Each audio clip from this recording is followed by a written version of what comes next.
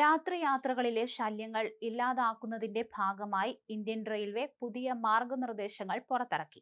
ഇനി രാത്രി 10-ന് ശേഷം ട്രെയിനിനുള്ളിൽ ഉച്ചത്തിൽ സംസാരിക്കുന്നതിനും ഉയർന്ന ശബ്ദത്തിൽ പാട്ട് കേൾക്കുന്നതിനും കർശന വിലക്ക് ഉണ്ടാകും.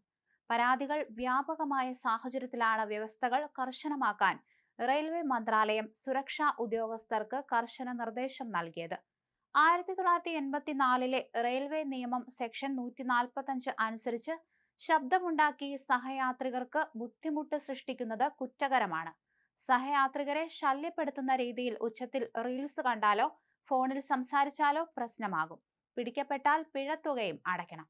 ഓരോ യാത്രക്കാരനും രാത്രി ഉറങ്ങാനും വിശ്രമിക്കാനും പൂർണ്ണ അവസരവും അവകാശവും ലഭിക്കുന്നുണ്ടെന്ന് ഉറപ്പാക്കുക എന്ന് റെയിൽവേ പറയുന്നു. നിയമം ലംഘിക്കുന്നവർക്ക് ആദ്യം മുന്നറിയിപ്പ് നൽകുകയാണ് പതിവ്. അവഗണിച്ചാൽ 500 മുതൽ 1000 രൂപ വരെ പിഴ ചുമത്തും. രാത്രി 10-ന് ശേഷം ഹെഡ്ഫോണുകൾ ഉപയോഗിക്കാതെ മൊബൈൽ ഫോണുകളിൽ ഉച്ചത്തിൽ സംസാരിക്കാനോ പാട്ട് കേൾക്കാനോ പറ്റില്ല.